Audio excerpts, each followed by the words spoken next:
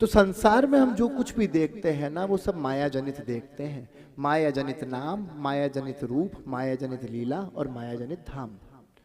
हम कह रहे थे कि व्यक्ति के स्वभाव से अगर उसके व्यक्तित्व का पता लगाना हो तो यह असंभव है, और कलयुगी मनुष्य के लिए तो बहुत ज्यादा असंभव है। हम कहते हैं जीव मात्र के लिए ही असंभव है। अध्यक्ष महोदय कुछ कह नहीं सकते कि एक व्यक्ति आज तक बढ़िया कपड़ों में अच्छा व्यक्ति दिख रहा है, कल को वो किसी का मर्डर कर दे, कल को कोई बुरा काम करके आ जाए, तो उसके स्वभाव से उसके व्यक्तित्व का पता नहीं लगाया जा सकता कि अंदर वो कैसा है, क्योंकि माया जनित दुनिया है।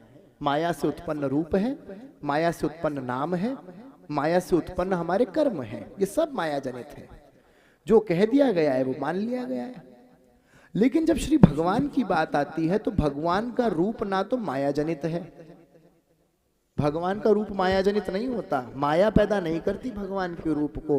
अपितु अनादि माया परियुक्त रूपम त्वेनम विदुर्वै भगवत प्रसादा। माया भगवान के अधीन है, भगवान माया के अधीन नहीं है। हम और आप माया के अधीन हैं, हमारे और आपकी अधीनता माया के कारण है, भगवान के कारण अधीन, भगवान माया के अधीन नहीं होते। तो इसलिए ना तो हमारा नाम, ना हमारा रूप, ना हमारा लीला, ये सब मिथ्या है, क्षणिक है और माया जनित है। पर भगवान का नाम अगर कृष्ण है तो शाश्वत कृष्ण है, भगवान का नाम अगर नारायण है तो शाश्वत नारायण है। भगवान की लीला जैसी होती है वैसी ही होती है। इसीलिए आई बात समझ में? तो माया के अधीन संसार है, माया के अधीन जीव है, माया के अधीन ब्रह्म नहीं है, माया के अधीन भगवान नहीं है। भगवान माया से परे हैं, भगवान माया से अतीत हैं, माया से भगवान का पार नहीं लगाया जा सकता, भगवान को माया में नहीं वो सर्वेश्वर भगवान की जय हो।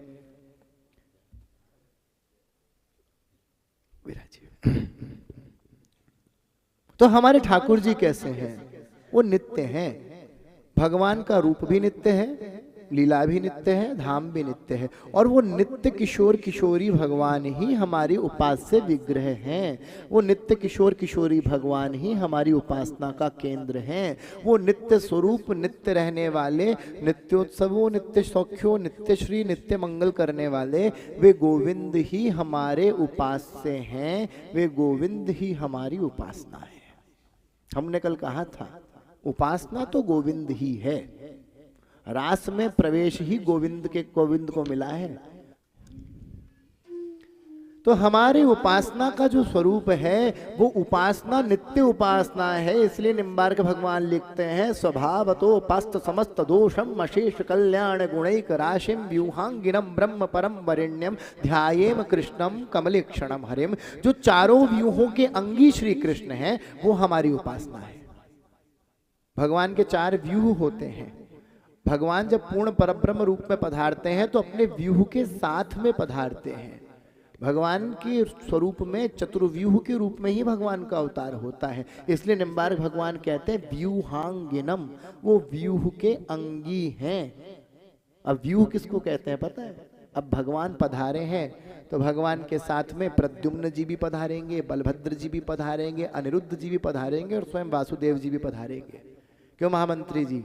व्यूह में चारों आ जाएंगे, श्री वासुदेव जी, श्री बलभद्र जी, संकर्षण जी कहेंगे व्यूह के मध्य उनको, प्रद्युम्न जी और अनिरुद्ध जी। ये चारों रूपों में श्री कृष्ण हैं। ये चार रूपों को लेकर के भगवान पधारते हैं, उसको कहते हैं व्यूहांगिनम। भगवान अपनी लीला अपने व्यूह के माध्यम से संपादित करते हैं। और अगर आप रामावतार में देखेंगे तो वहां पर भी भगवान चतुर्व्यूह रूप में राम, लक्ष्मण, भरत, शत्रुघ्न के रूप में ही पधारेंगे। तो जब आप अनिरुद्ध जी का दर्शन करते हैं वे भी श्री कृष्ण हैं, प्रद्युम्न जी का दर्शन करते हैं वे भी श्री कृष्ण हैं, बलभद्र जी का दर्शन करते हैं संकर्षण जी का, वे भी श्री कृष्ण हैं, और वासुदेव स्वयं श्री कृष्ण हैं।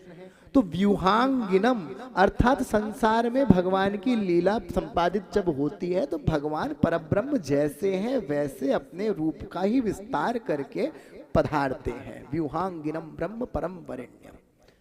तो श्री निम्बार्क भगवान ने हमारी उपासना जो बताई है वो व्यूह के मध्य में विराजमान उस व्यूह, भैया आराम से कालू चलने दे दादा, तो उस व्यूह के मध्य में रहने वाले व्यूहों के अंगी भगवान की पूर्ण स्वरूप का वर्णन तो कर दिया, उसके बाद में कहा ये तो प्रभु का रूप है ही। और देखो अभी निम्बार्क भगवान के हम श्लोक की चर्चा कर रहे थे, कौन से श्लोक की? स्वभावतः अपास्त समस्त दोषम अशेष कल्याण गुणैक राशिम। भगवान में कोई दोष नहीं होता। निम्बार्क भगवान ने भगवान का जो स्वरूप बताया है ना, वो दोष रहित बताया है। कैसा बताया है? बोलो, दोष रहित। क्योंकि दोष रहित, दोष के साथ तो हम और आप हैं। दोष तो हम में है और आप में है, सब में है दोष।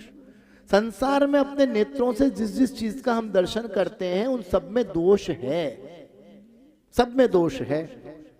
नेत्र से चंद्रमा का दर्शन करोगे तो उसमें भी दोष है। एक व्यक्ति दूसरे व्यक्ति को देखेगा तो उसमें अन्य प्रकार के अनेक दोष देख जाएंगे। पर समस्या ये है ना, ये आंखें सामने का देखती है तो सामने के दोष तो फटाफट दिख जाते हैं। इन नेत्रों को अंदर देखने का सामर्थ्य नहीं है, इसलिए अंदर के दोष नहीं दिखते, वरना दोष हम में भी हैं। माया ऐसी है कि दोष हमेशा सामने वाले के दिखाई देते हैं, अंदर के दिखाई नहीं देते। तो श्री निम्बार्क भगवान ने जो स्वरूप बताया है उपासना का, वहां निम्बार्क भगवान स्पष्ट कहते हैं कि हमारे प्रभु दोष रहित हैं। माया उनके चरणों की दासी है, माया उनके आदेश से कार्य करती है, माया के आदेश से भगवान कार्य नहीं करते। माया भगवान के अंतर्गत आती है, माया भगवान के चरणों में रहने वाली है। माया के अधीन गोविंद नहीं है, गोविंद के अधीन माया है। तो स्वभाव तो पास्त समस्त दोषम, उनमें कोई दोष है ही नहीं। और तो गजानन जी फिर दोष नहीं है तो भगवान में क्या है भाई? उनमें तो भैया कोई गुण होगा? बोले नहीं, गुण भी है तो केवल एक ही गुण है। जब दोष कोई नहीं है तो गुण क्या है? अब हम इस श्लोक की चर्चा कर रहे थे, यहां बैठे हैं माधव बिहारी, वो हमारी बात सुनते हैं, वो हमारी बात सुनते हैं। अब पक्का हो गया है, क्योंकि निम्बार्क भगवान कहते हैं कि उनमें एक ही गुण है। बोले क्या? बोले वो कल्याण की राशि है। और जब हम बोल ही रहे थे स्वभाव तो पास समस्त दोषम अशेष कल्याण गुणैक राशिम, इतनी देर में हमें श्री कल्याणदास जी महाराज के दर्शन हो गए। तो भगवान में कोई दोष नहीं है, उनमें एक ही गुण है, वो रीझ जाते हैं, वो कल्याण कर देते हैं, वो उद्धार कर देते हैं। माया सताने को तैयार है, गोविंद उद्धार करने को तैयार है। वो बैठे हैं कल्याण करने के लिए कि यावत कैसे भी जीव का कल्याण हो जाए। भगवान इसी मूड में बैठे हैं, भगवान का एक स्वभाव है, बस जो सामने आया कल्याण कर देते हैं। इसीलिए तो शेष शैया पर बैठे हुए लेटे हुए भगवान नेत्र बंद रखते हैं। नेत्र खुल गए तो कल्याण कर देंगे। जब पृथ्वी जाती है हाथ जोड़ के, प्रभु राक्षसों का आतंक है, कुछ करो, तब नेत्र खोलते हैं, नेत्र खोलते ही कल्याण कर देते हैं। तो भगवान तो जैसे ही जिससे उनके नेत्र मिल गए उसका कल्याण कर देंगे। तो इसलिए हमारे कल्याणदास जी महाराज भी हमारा कल्याण करने के लिए आए हैं। स्वभावतो पास्त समस्त दोषम अशेष कल्याण गुणैक राशिम व्यूहांगिनम ब्रह्म परम वरेण्यम ध्यायेम कृष्णम कमलीक्षणम हरिम। ऐसे प्रभु की हमारी उपासना है। और वो अकेले नहीं है, उनके साथ जैसा पहले दिन हमने कहा, अंगे तुमामे वृषभानुजाम मुदा विराजमानाम अनुरूप सौभगाम। महामंत्री जी अनुरूप सौभगाम, भगवान के अनुरूप लीलाओं को पूर्ण करने के लिए श्री जी अवतरित होती हैं। जो भगवान को प्रिय है उसी अनुसार उसी अनुरूप उनके लीला के विस्तार करने के लिए श्री जी हैं अनुरूप सौभगाम। और कैसी हैं श्री जी? सखी सहस्त्रई परिसेविताम सदाम। अनंत सखियों के मध्य में, सहस्त्र शब्द से अनंत शब्द लेना चाहिए। जैसे पुरुष सूक्त का जो सहस्त्र शब्द है वो अनंत में प्रयुक्त होता है, वो हजार में प्रयुक्त नहीं होता। पुरुष सूक्त का जो सहस्त्र शब्द है, सहस्त्र शीर्षा पुरुषा सहस्त्राक्ष सहस्त्रपात, वहां 1000 से सहस्त्र का गणना नहीं की गई है, अनंत से सहस्त्र की गणना की गई है। सखी सहस्त्रई परिसेविताम सदाम स्मरेम देवीम सकलेष्ट कामताम। तो वे भगवान जब पधारते हैं तो ब्रज में भगवान ही नहीं पधारे, वे भगवान श्री प्रिया जी को लेकर के ब्रज में अवतरित हुए हैं। प्रिया जी को लेकर के भगवान भी पधारे हैं, भगवान का रूप भी पधारा है, भगवान का मुकुट भी पधारा है, और प्रिया जी की चंद्रिका भी पधारी है। आई बात समझ में? केवल भगवान वसुदेव जी और देवकी जी के यहाँ उत्पन्न होकर के ब्रज में आए, वो तो अच्छी बात है, लेकिन श्रीधाम वृंदावन भी ब्रज में अवतरित हुआ है। श्रीधाम वृंदावन ब्रज धाम भी अवतरित हुआ है। ये प्राकृत नहीं है, ये अप्राकृत है।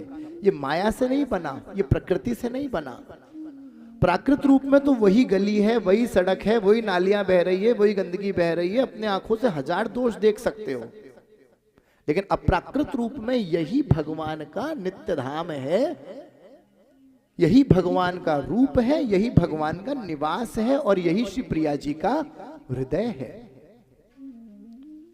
इसीलिए इस ब्रज की बड़ी महिमा है, इसीलिए इस ब्रज की महिमा है। ये ब्रज पहले भगवान के आने से धन्य नहीं हुआ, जैसा हम कह रहे थे, ये तो नित्य धन्य है, सदैव धन्य है। धन धन वृंदावन धन जमुना धन वंशी वट, जय वृंदावन जय यमुना जय वंशी वट, जय पुलिना जय जय श्यामा जय जय श्याम, जय जय श्री वृंदावन धाम। सदैव है, सदैव है, सदैव है।